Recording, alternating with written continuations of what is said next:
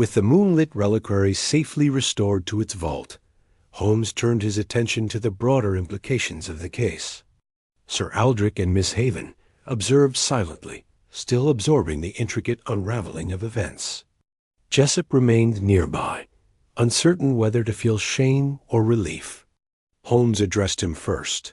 "Jessup," he said calmly, "your methods, though unorthodox, were motivated by loyalty and concern. Yet consider the consequences. Fear can become as dangerous as malice when it blinds those who should act with clarity." The butler lowered his gaze. "I understand, Mr. Holmes. I acted to protect, not to frighten." Holmes nodded. "Precisely. Your error lay not in intent, but in execution. Henceforth, you will dismantle any remaining mechanisms and remove all traces of your illusions. The Abbey must return to normalcy, free of fear and misconception." Jessup exhaled in relief, promising obedience. Holmes then addressed Sir Aldrich and Miss Haven. "The lesson here is not solely one of mechanical deception," Holmes said, pacing slowly before the vault. "It is a study of perception, expectation, and the readiness with which the mind can be influenced. The Moonlit Reliquary, its legends, and the illusions you witnessed were all predicated on a mixture of fear, suggestion, and human cunning." Miss Haven, who had grown more composed, asked quietly, "So the dreams, the glowing handprints, the faceless figure, they were all designed by Jessup?" Holmes inclined his head. "All of them, Miss Haven. Ingeniously executed, yes, but entirely natural in origin. No force beyond the human mind and craft was involved." Sir Aldrich, still astonished, sighed. "And yet it felt so real, so impossible. How did one man achieve all this?" Holmes smiled faintly. "Knowledge, observation, and patience. Jessup knew the architecture, the habits of the household, and the legends surrounding the reliquary. He applied each skill with precision. Fear amplified the effect. But note anyone untrained in deduction would have accepted the illusions as supernatural. Only through careful observation, attention to detail, and logical reasoning can such deceptions be exposed. I, for my part, marveled at Holmes's ability to condense such complexity into elegant clarity. I had witnessed the interplay of shadows, sound, and suggestion, and yet, under his guidance, the seemingly impossible had become entirely comprehensible. Holmes then turned to me. "Watson, the final piece remains the historical significance of the reliquary itself." He opened the hidden compartment and extracted the documents, presenting them carefully. "Here lies the truth hidden for centuries. The reliquary was a vessel, yes, but the real treasure is this collection. Deeds, correspondences, and records documenting the lineage and legal holdings of the Penthurst estate. Knowledge far outweighs the legends surrounding it." Sir Aldrich handled the documents reverently, reading passages aloud. "These confirm the Abbey's history, alliances, and titles. Without your insight, Mr. Holmes, we would have remained under the shadow of superstition and fear." Holmes's gaze softened. "And now the shadow is lifted. Remember, fear is often a reflection of the mind's vulnerabilities, not a sign of external forces. Reason, observation, and deduction pierce all illusions, no matter how clever or elaborate." I noted the calm that settled over the Abbey, the tension of the previous nights replaced by an almost sacred serenity. The Moonlit Reliquary, once a source of terror, had become a symbol of knowledge and the triumph of reason over superstition. Jessup, though humbled, carried himself with a newfound understanding. Miss Haven appeared composed and thoughtful, her youthful anxiety replaced by insight. Sir Aldrich, relieved, embraced the certainty of truth and the safety of his home. Holmes, however, seemed already elsewhere, his mind weaving the threads of deduction into patterns invisible to the rest of us. I knew that, for him, the satisfaction lay not in applause or gratitude, but in the revelation of truth itself, the unmasking of fear, and the triumph of reason. The Abbey, now bathed in the soft glow of morning sunlight, seemed less a place of shadows and more a testament to human ingenuity, for better or worse. And as we prepared to depart, I reflected once more on how easily perception can be deceived, and how invaluable a disciplined mind is in the face of the seemingly impossible dot as we took our leave of Penthurst Abbey. The morning sun illuminated the towers and cloisters, revealing the centuries-old stone in warm, golden tones. The chill and fear of the previous nights had vanished, replaced by clarity and a remarkable sense of resolution. Holmes walked alongside me, his eyes scanning the horizon as though seeking mysteries yet undiscovered. "Watson," he began, "observe how a single human mind, motivated by loyalty or self-interest, can weave a web capable of deceiving the senses. Every sound, every shadow, every supernatural apparition that terrified the inhabitants of Penthurst Abbey was but a careful orchestration of natural means, magnified by expectation and fear." I nodded. And yet, Holmes, it felt so convincing. I confess even I was momentarily swayed. Holmes smiled faintly. "That is the power of suggestion, my dear Watson. The human mind sees what it expects to see, interprets what it fears, and amplifies the insignificant into the extraordinary." Jessop's ingenuity exploited this perfectly, though, fortunately, without malice. Sir Aldrich approached us as we reached the carriage. Miss Haven was beside him, calm and composed, carrying the reliquary carefully. "Mr. Holmes," he said, "I cannot thank you enough. Not only have you recovered the reliquary, but you have unveiled the truth behind centuries of superstition and fear. The Abbey and its history are preserved, and we are free from the shadow of imagined curses." Holmes inclined his head. "It is the nature of knowledge to dispel fear, Sir Aldrich. Every legend, every ghost story, every supposed supernatural event can be dissected through observation and reason. The Moonlit Reliquary, though cloaked in shadows and myth, has yielded entirely to logic and careful deduction." Miss Haven smiled softly. "I have learned much from this, Mr. Holmes. To question, to observe, and to reason before succumbing to fear." Holmes' gaze lingered upon her for a moment. "Precisely, Miss Haven. Courage is not merely the absence of fear, but the application of reason in spite of it. You have observed, questioned, and remained steadfast. That is the truest form of bravery." Jessop, who had been quietly observing, approached last. I will dismantle the mechanisms entirely, sir, and I shall never again attempt such deceptions." Holmes regarded him. "A wise resolution, Jessop. Ingenuity must always be tempered by foresight. Remember, even the most brilliant design is meaningless if it frightens those it should protect." As the carriage rolled away from Penthurst Abbey, I reflected on the events we had witnessed. The Abbey, with its towering walls, hidden chambers, and legends of the past, had become a theater for human ingenuity. The Moonlit Reliquary, which once inspired terror, now stood as a symbol of the triumph of reason over imagination, observation over fear. Holmes leaned back, fingers steepled. "Watson, the moral of this case is clear. Never allow fear to dictate perception. Human minds are capable of producing wonders and terrors alike. The shadows we fear often exist only within ourselves, magnified by suggestion and expectation. The supernatural, in most cases, is merely the reflection of human creativity, ingenuity, and sometimes folly." I nodded in agreement, my mind still tracing the elaborate mechanisms and ingenious methods used to create the illusions. The case had tested observation, patience, and reasoning as never before. Sir Aldrich and Miss Haven would now enjoy the peace of the Abbey, free from shadows of fear and superstition.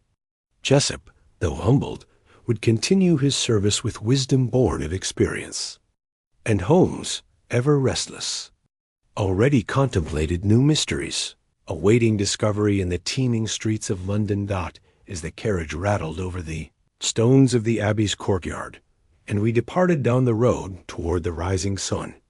I realized, once again, that no darkness, literal or imagined, could withstand the light of reason, careful observation, and the mind of Sherlock Holmes thus concluded the curious and remarkable case of the Moonlit Reliquary. A tale of shadows and illusion, of fear and expectation, of human ingenuity triumphing over superstition, and of the steadfast detective who, with unerring logic, restored truth and calm to a world briefly held captive by its own imagination. The chapel of Penthurst Abbey was a solemn and venerable chamber, its high, ribbed vaulting disappearing into shadows overhead. Candles guttered in wrought iron sconces, their dim light throwing long streaks across the flagstones. The air felt colder here, as though the stone itself preserved the chill of centuries. Holmes walked ahead with his lantern, pausing before the great marble altar. It had once been the heart of monastic devotion, and though the abbey was no longer in religious use, its austere sanctity remained. "Show me the passage," he said. Sir Aldrich nodded reluctantly and pressed a carved panel to the left of the altar. With a sound like grinding stone, a narrow section of wall swung inward, revealing a steep staircase descending into darkness. "It was used by the monks centuries ago," Sir Aldrich explained. "A private route for the prior." Holmes knelt and inspected the first few steps. "There is dust on the treads," he observed, "but note only on the upper half. The lower steps have been recently disturbed." Sir Aldrich paled. "Impossible. No one has used this stair in years." "So you believed," Holmes replied, and began his descent. We followed into the tight passageway. The air grew musty, thick with the smell of old stone and stagnant draughts. Holmes's lantern cast a trembling circle of light that revealed ancient carvings worn nearly smooth. About 20 feet down, the stair ended abruptly at a wooden door bound in iron. Sir Aldrich spoke from behind me. "That is the cloister entrance. It has been bolted shut since my grandfather's time." Holmes examined the door closely. The bolt was indeed thick, heavily rusted, and appeared not to have been touched in generations. But Holmes was not looking at the bolt. "Observe the edge of the frame," he said. "See how the dust here has been displaced, not by a human hand, but by movement of air." "Air?" Sir Aldrich repeated. "But the door is sealed." Holmes traced the hinges. "Not quite sealed. There is a narrow gap, scarcely the width of a knife blade, yet sufficient for airflow." "Watson, bring the lantern nearer." I did so, and Holmes leaned forward, scrutinizing the lower hinge. "There are scratch marks," he said quietly. "Fresh ones." Jessup gasped. Sir Aldrich clutched the stair rail. "Does this mean someone is inside?" I asked. Holmes straightened. "Not now. But someone has been here." He turned back toward the stair. We returned to the vault. There is a second half to this passage's story. As we re-entered the chapel, the wind moaned against the stained glass windows with a plaintive cry. It was late, the hour when the mind is most vulnerable to bleak imaginings. Even I felt a prickle of unease. Holmes, however, seemed invigorated. He crossed to the display case once more. "The reliquary vanished from here, but the means of its disappearance lie above." Sir Aldrich shook his head. "But the chapel is directly above the vault. There is nothing between them but stone." Holmes tapped the stone floor with his cane. "Stone which may conceal a cavity. Tell me, Sir Aldrich, do you know the construction of the abbey well?" "My family archives hold some records," Sir Aldrich replied. "But the foundations are far older than any existing plan." Holmes smiled faintly. "Exactly so." He marked a point on the chapel floor, knelt, and placed his ear against the stone. After a moment, he rapped the cane again, once, then twice. A hollow sound echoed faintly. Sir Aldrich staggered back. "There is an empty space beneath." Holmes rose. "A chamber, perhaps no larger than a coffin, lying between the chapel and the vault. Such concealed spaces are not uncommon in medieval buildings. But what purpose would it serve now? I asked. Holmes regarded us with a spark of triumph. A hiding place or a conduit? At that moment, a sharp cry echoed from the hallway, a woman's voice, shrill with terror. Sir Aldrich turned white. That was Eleonora. We rushed toward the source of the sound.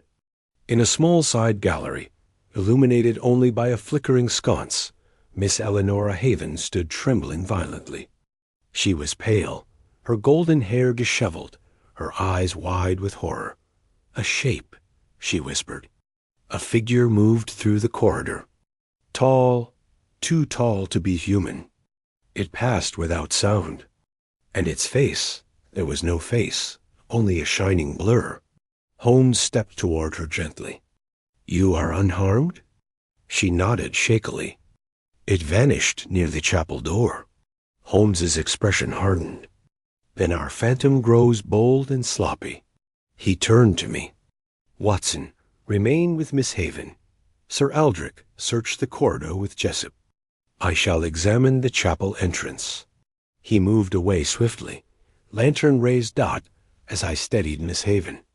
I could not shake the unnerving feeling that we were no longer alone within the ancient abbey, nor that the reliquary was the only thing hiding secrets. In the dark, Holmes examined the chapel entrance with the sharp, unwavering concentration I had seen in only when the matter at hand possessed some extraordinary facet. The corridor remained still, the air so cold that my breath showed faintly in the lantern light. Miss Haven's tremors gradually subsided, though she stayed close to my side, her eyes fixed anxiously upon the dim recesses of the gallery. Within a minute, Holmes returned, his expression contemplative. "No footprints," he announced. "No sign of any intruder, supernatural or otherwise." "But I saw it," Miss Haven insisted. Her voice quivered, yet there was a sincerity in her gaze. "A tall shape, like a man stretched unnaturally long. It passed only a yard from me. Its robe seemed to flow as though in water." Holmes gave a gentle nod. "I do not doubt you perceived it. The question, however, is not whether you saw it, but what caused you to see it." Sir Aldrich approached, breathless from searching. "Nothing down the corridor. Whoever it was must have slipped away through the side passages. Or," Holmes countered, "perhaps they were never physically present." Sir Aldrich frowned. "You mean a hallucination?" "An illusion," Holmes corrected. "One possibly engineered for that very purpose." Miss Haven looked bewildered. "But who would attempt such a thing?" Holmes did not answer. Instead, he studied the chapel doorframe once more, running his fingers along the carved stone. Then he produced a magnifying glass and inspected a faint mark near the base. "Aha," he murmured. "Wax, and recently melted." "Wax?" I echoed. What significance could that hold? Holmes straightened. "Enough to suggest that a lantern or candle was placed here for the purpose of projecting an image, with fog, smoke, or a thin veil between the observer and the wall. The projection could easily create a distorted, faceless figure." Miss Haven stared at him. "But why? To frighten me?" Holmes's gaze sharpened. "Tell me, Miss Haven, have you inherited anything from Sir Aldrich's family? Or stands anything to be gained by your removal from the estate?" She seemed startled by the question. "No, nothing at all. Sir Aldrich has always been my guardian. I have no claim upon Penthurst Abbey." "Quite so," Sir Aldrich confirmed. Holmes folded his arms. "Then the illusion was not meant to remove you, merely to lend credence to the notion of supernatural disturbance. Someone wishes this household to believe that a spirit haunts the abbey." "Why?" Sir Aldrich demanded. Holmes turned away. "I shall answer that when I am sure. For now, we must locate the hidden chamber beneath the chapel. That, I believe, is the heart of the matter." We returned to the vault, and Holmes directed Jessup to fetch 2 crowbars and a stout mallet. The butler vanished up the stairs, his footsteps echoing through the stone passage. While we waited, Miss Haven stood quietly near one of the wall niches. Her expression had lost some of its terror, replaced now with a sort of melancholy curiosity. "It was my father's wish," she said softly, "that the reliquary never be disturbed. He believed it contained more than a holy remnant something." "Binding? Binding?" I repeated. She hesitated. "He said that my mother, whom I never knew, died shortly after touching the reliquary during some childhood misadventure. He told me the object carried a shadow with it, a shadow no one could dispel." Sir Aldrich exhaled sharply. "Your father was a troubled man, Eleonora." His grief distorted his judgment. "The reliquary is an heirloom, nothing more." Holmes, overhearing, interjected. "Legends often conceal kernels of truth, Sir Aldrich, but not always the truth one expects."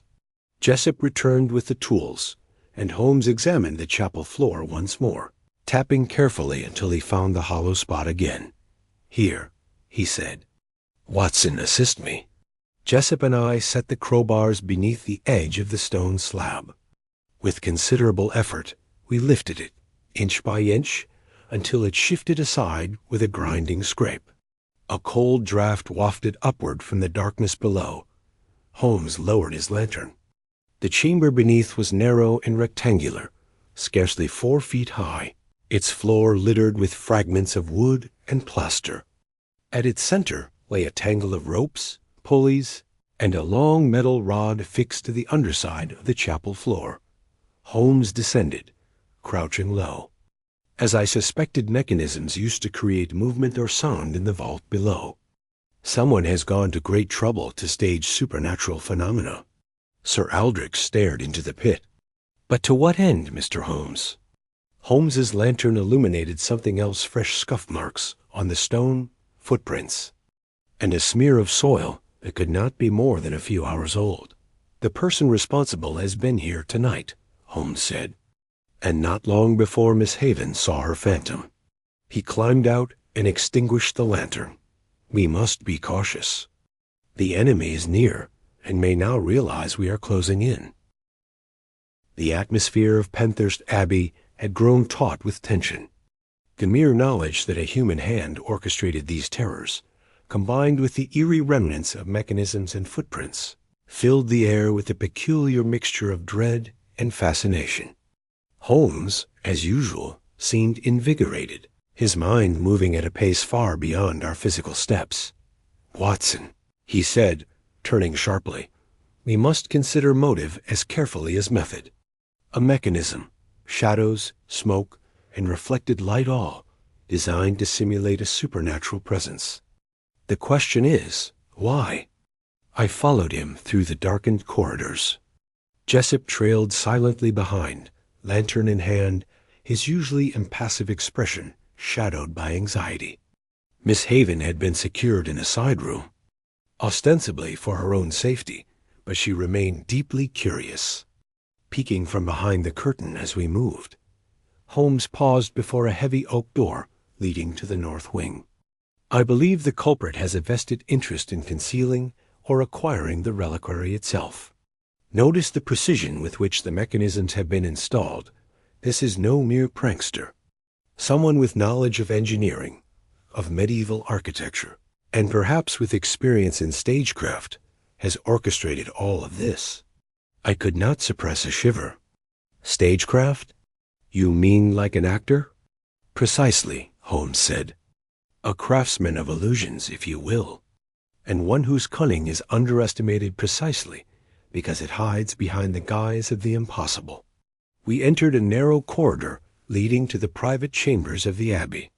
Holmes examined the floorboards, the angles of the ceiling, and the shadows cast by the flickering lanterns. At last he halted. "Here, notice the wear on the hinges, the minute traces of dirt embedded in the corner? The perpetrator must have traversed this route repeatedly." Sir Aldrich glanced nervously at Holmes. "You are suggesting someone inside the Abbey?" "Not merely inside, Sir Aldrich. Someone trusted.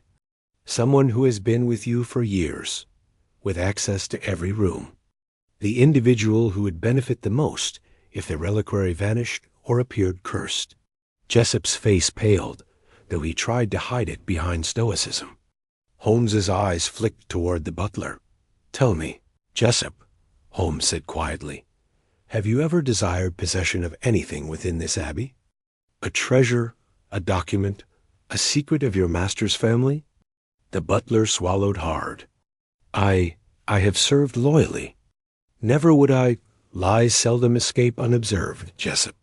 Yet your loyalty may be sincere enough. It is another whom I suspect more. A younger hand, one who would benefit from the chaos. I must see Miss Haven. We returned to the side room. Miss Haven's eyes widened as Holmes entered. "Mr. Holmes," she said softly, "I fear there is something in this house I do not understand." Holmes stepped closer, his voice calm, yet commanding. "Miss Haven, you mentioned dreams. Tell me everything. No detail is too small." She hesitated, then spoke. "I dreamt of the reliquary before it vanished. A pale light shone from within it, and a figure leaned over me. Its face was blurred. The moonlight seemed to follow me wherever I went. I awoke trembling." Holmes listened intently, his expression darkening. "Dreams can be inspired," he said at last. "They are a reflection of the mind's response to suggestion. Someone has been orchestrating your perceptions for weeks." Sir Aldrich's hand shook as he grasped the mantle. "But who would? And why?" Holmes's gaze shifted between Sir Aldrich and Jessup. "The answer, I believe, will be found where the reliquary was last seen. To the vault, Watson."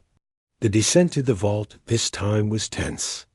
Holmes examined the mechanisms again, testing the pulleys and levers. "Ingenious," he murmured.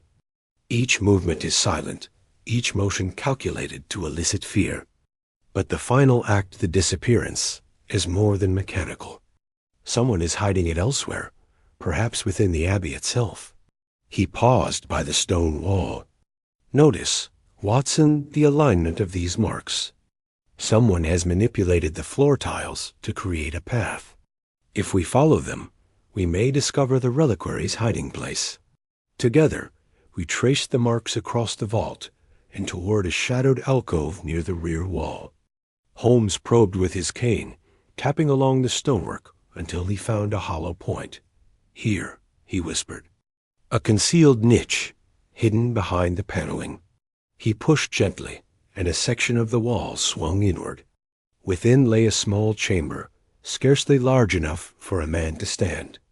There, in a pile of velvet cloths, rested the moonlit reliquary, its silver and moonstone glinting. Faintly in the lantern light, Sir Aldrich stepped forward in astonishment. It is here." Holmes examined the reliquary closely, inspecting every corner, every seam. All illusions lead to this single point. The glowing handprints, the phantom figure, the strange noises, they were created to mask the movement of this treasure from one hiding place to another. Jessup gasped and sank to his knees. I never meant harm. It was to protect it, to ensure it remained within the abbey." Holmes's eyes glinted. "Yes, protection, perhaps, but also deception. And all illusions, no matter how clever, must yield to reason." Jessup's confession hung in the air, heavy with a mixture of fear and relief. Holmes stood over him, his gaze penetrating, yet measured. "Explain yourself fully, Jessup. Every detail is of importance." The butler's hands trembled as he rose unsteadily to his feet. "Sir Aldrich, I only wished to protect the reliquary. I feared that outsiders, thieves, collectors, those seeking profit might seize it. When the knocking began, I realized someone else had found the vault entrance. I crafted the mechanisms to divert attention, to give the appearance of haunting, to keep intruders at bay. I did not intend to frighten Miss Haven or any of you, but to maintain the illusion that the reliquary's disappearance was the work of a spirit. Holmes nodded slowly. A commendable motive, perhaps, but executed poorly. Fear is a dangerous tool when applied to those unprepared. And you underestimated the perceptiveness of your household. Jessop's gaze dropped to the floor. I followed instructions from my own judgment, sir.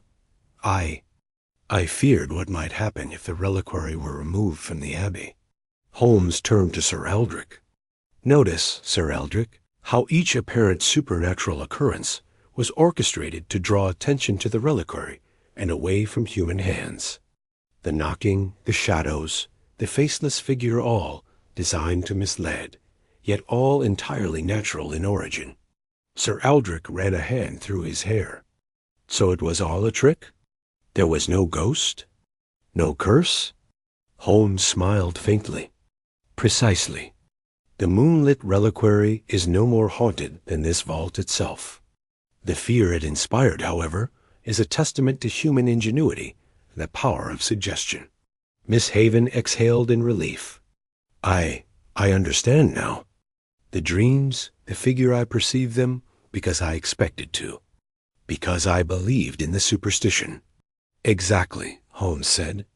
Our minds are our own, yet they are susceptible to influence. Fear, hope, expectation, they shape perception as much as reality itself. I noted how Holmes's explanation drew together every element of the case. The pulleys, levers, and secret passages were all ingeniously combined to produce the illusion of the supernatural. Every mystery was accounted for by careful observation and logical deduction. That Sir Aldrich took a deep breath, his features softening.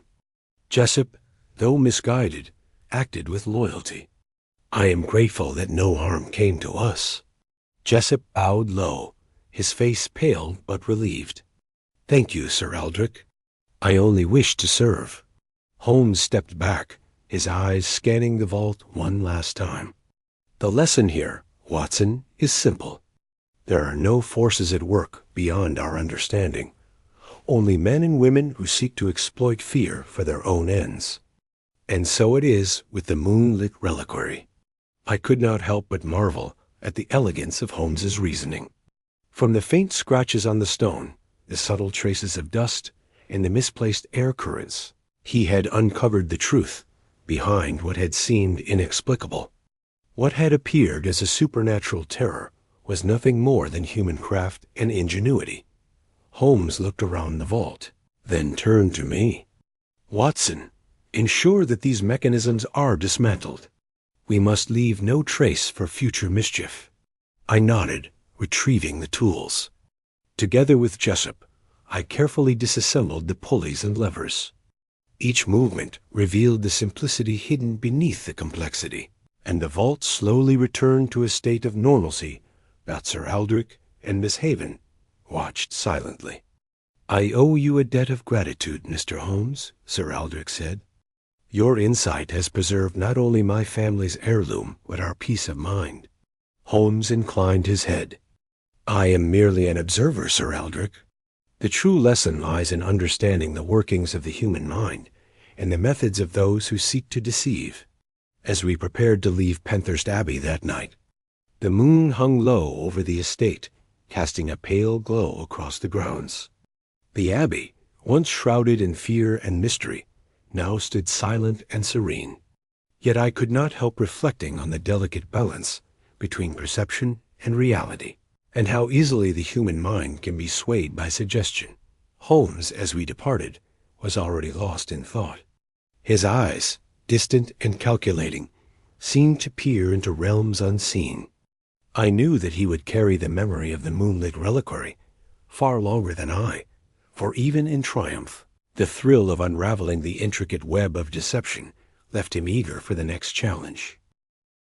The following morning, Baker Street had regained its familiar hum of activity, yet neither Holmes nor I were content to let the matter rest. Sir Aldrich had insisted upon returning the reliquary to the Abbey vault, but Holmes was adamant that the final understanding required a closer examination of its history. Watson, he said, spreading a bundle of papers across the table, The Moonlit Reliquary has remained in the Penthurst family for centuries. Its origins are medieval, but the legends that have grown around it are largely of recent invention, designed to exaggerate its value and to frighten those with insufficient courage. I studied the documents. They included estate ledgers, personal journals of ancestors, and even the occasional scribbled note referencing the reliquary's curse. One entry, in particular, caught my attention, a note from Sir Aldrich's great-grandfather warning that the reliquary must never leave the abbey. To remove it is to court disaster, it read. Holmes's eyes glittered.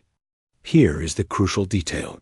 Watson, the family has long claimed that the reliquary contained a fragment of St. Alban's vestment. Yet no contemporary record confirms this. The true significance is mundane, but highly valuable.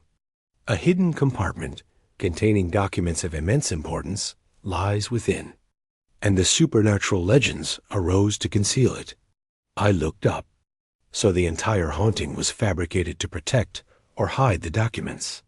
Holmes smiled faintly. Precisely. The illusions of ghosts and apparitions were designed to keep curious eyes and hands away.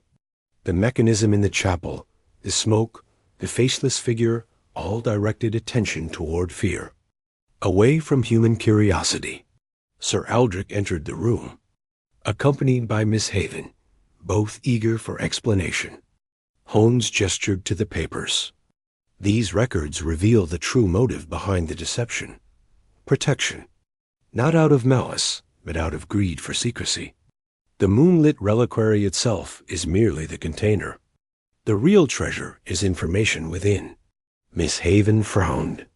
So all the fears, the noises, the visions, they were nothing but a trick? Holmes inclined his head. Nothing supernatural. Human intelligence is quite capable of producing what the mind interprets as the impossible. Fear magnifies every shadow. Suggestion colors perception. Jessup had been summoned as well. He looked relieved, yet apprehensive. "I meant only to serve, Mr. Holmes," he said humbly. Holmes placed a hand on the butler's shoulder. "Your ingenuity is admirable, Jessup. But one must always remember that even a well-intentioned deception can terrify those innocent of complicity. The lesson here is subtle, yet vital. Human cunning can mimic the work of spirits. But the spirit of reason, observation, logic, deduction will always discern the truth." Sir Aldrich breathed heavily, absorbing the revelation. "All this for documents? And yet I have feared a curse, a ghost. It seems almost absurd, no. Not absurd, merely misunderstood," Holmes corrected. "The fear was real, the terror genuine, but the source entirely human." We returned to Penthurst Abbey, now in the clear light of day. Holmes led us to the vault and removed the reliquary with deliberate care. Using the documents as reference, he opened the hidden compartment within. Inside lay letters, deeds, and treaties long thought lost, bearing witness to the abbey's historical significance. Sir Aldrich examined them with awe. "I had no idea. This changes everything about the family records." Holmes nodded. "And yet, Watson, observe how fear and imagination can cloud judgment. The family's own belief in curses, combined with the clever devices of one man, created the perfect illusion of the supernatural. The Moonlit Reliquary was never haunted. It was merely observed with insufficient understanding." Miss Haven, having gained some courage from that clarity of truth, approached Holmes. "Do you believe anyone else could attempt such a deception in the future?" Holmes smiled faintly. "Undoubtedly. But so long as minds are disciplined and observation remains precise, no trick, however elaborate, can withstand scrutiny." I, as always, found myself both relieved and inspired. The Moonlit Reliquary, once a symbol of fear, now stood as a testament to the power of reason and the ingenuity of the human mind. And I reflected that the world, while full of shadows, contains always the light of logic to pierce them. Holmes, ever meticulous, insisted upon reconstructing the sequence of events at Penthurst Abbey in precise detail. We gathered once more in the vault, now free of the contraptions and mechanisms Jessup had used to create his illusions. Holmes paced the room slowly, his eyes scanning every stone, every trace of dust, every mark on the floor. "Observe, Watson," he began, "the cunning of the design." The knocking that initially prompted Sir Aldrich's alarm was a simple pendulum attached to the underside of the chapel floor. Weighted and timed, it struck the vault in intervals calculated to suggest deliberation. No human hand was required once set in motion. I leaned closer. "And the glowing handprints?" Holmes smiled. "A thin mixture of powdered phosphorescent minerals, carefully applied to the underside of a velvet glove. When pressed against the glass of the display case at night, it appeared to glow faintly, as though supernatural in origin. The application required patience and skill, but nothing beyond human capacity." Sir Aldrich's eyes widened. "And the faceless figure?" Holmes gestured toward the chapel. "A simple projection, Watson. A lantern shone through a finely woven gauze, behind which a model figure had been constructed. By manipulating the distance and angle, it created an image tall and distorted, appearing ethereal and impossibly elongated. The fog in the corridor artificially generated by burning damp moss in a concealed tray added to the illusion." Miss Haven shuddered, but nodded. "So all the visions, all the fear. It was orchestrated entirely by one person?" "Yes," Holmes affirmed. "One person with knowledge of the Abbey's architecture, patience for detail, and understanding of human psychology." He paused, turning to Jessup. "You executed the plan admirably, but you neglected one factor: observation. Every detail left a trace. Watson and I were able to follow those traces logically to their source." Jessup lowered his head. "I only wish to protect the reliquary and the family secrets." Holmes's expression softened. "Intent is rarely in question when reason illuminates the method. You were motivated by loyalty and a desire to preserve, not by greed. Still, remember, ingenuity unchecked by foresight can create fear where none should exist." We continued the examination. Holmes retraced the path from the hidden chamber beneath the chapel to the vault, demonstrating how the reliquary was moved without leaving footprints. The pulleys, levers, and hidden compartments all combined into a seamless chain of illusion. Yet each element bore the mark of careful planning rather than any supernatural force. "Consider the psychological elements," Holmes said. "Fear magnifies perception. A slight sound becomes a knocking. A shadow stretches into a monstrous form. Expectation primes the mind to see what it anticipates. Miss Haven's dreams, though vivid, were seeded by suggestion and the stories she had heard about the reliquary's supposed powers." Sir Aldrich shook his head slowly. "All this, then, because of family lore and human ingenuity?" "Precisely," Holmes replied. "The Moonlit Reliquary is not haunted. It is a mirror reflecting our fears and our imagination, magnified by mechanical contrivance." He paused by the reliquary itself, brushing the dust gently from its surface. "And the true treasure, as I have shown, lies not in myth, but in history. The documents hidden within preserve centuries of knowledge, far more valuable than the illusions created to protect them." I could see the relief on Miss Haven's face, a mix of wonder and gratitude. Sir Aldrich, too, seemed lighter, as if a great weight had been lifted from the Abbey itself. Holmes turned to me, his eyes gleaming with the quiet satisfaction of a case solved. "Watson, this is a lesson in observation, deduction, and the understanding of human nature. Apparent miracles often conceal the simplest truths. The Moonlit Reliquary taught us that, and the Abbey itself bears witness to the power of reason over fear." As we departed the vault and ascended into the morning light, I reflected on the night's events. The chill of supernatural suggestion had been replaced by clarity. Every shadow, every sound, Every inexplicable phenomenon had been accounted for, not by ghosts or curses, but by the careful hand of a loyal servant and the pervasive power of imagination. Sir Aldrich carried the reliquary with reverence, now fully aware of its significance, and Miss Haven walked beside him, calmer and wiser. Holmes, as ever, was already several steps ahead in thought, pondering patterns invisible to ordinary eyes. The moonlit reliquary had been unveiled, its secrets laid bare, and once again I marveled at my friend's ability to pierce the veil of fear and superstition, revealing the elegant machinery of human cunning and logic. The case of the moonlit reliquary. It was in the early days of October, in the year 1893, when the affair of the moonlit reliquary first came to the attention of Sherlock Holmes. The summer's warmth had long since ebbed from London, and the evenings were marked by a thin, silver-gray mist that curled along the gutters and softened the glow of the street lamps into pale halos.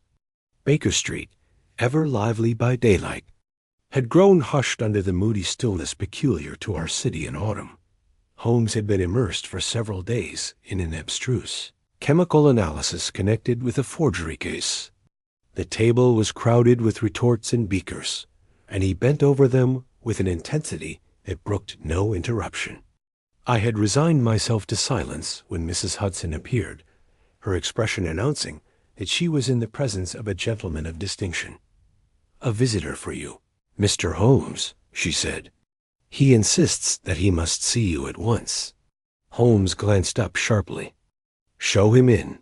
The gentleman who entered was tall, spare to the point of gauntness, and wrapped in a heavy traveling coat whose hem bore traces of recent country mud.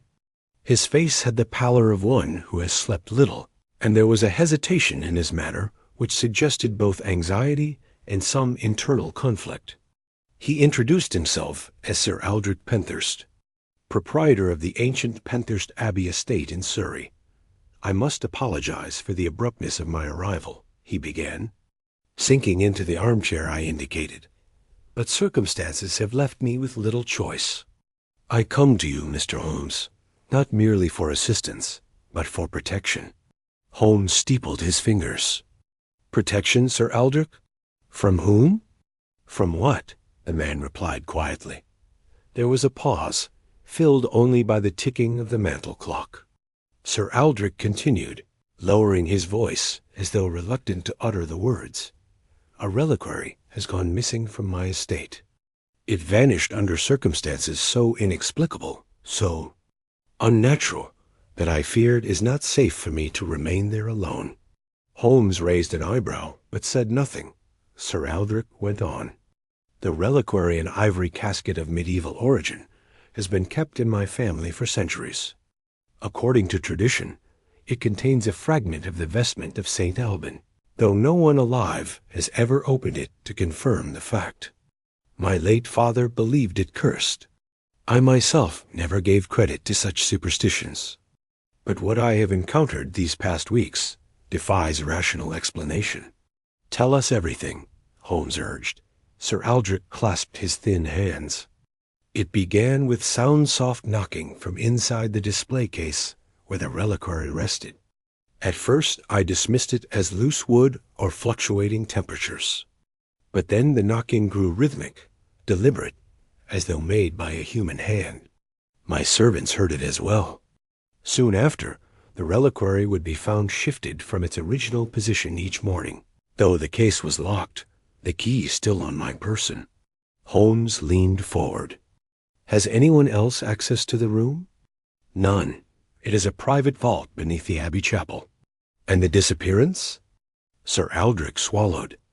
"Last night the reliquary vanished entirely. Yet the case was still locked, untouched. I found upon the glass the faint trace of a handprint, but no earthly hand could have left it. The outline glowed faintly, as though lit from within, and faded before my eyes."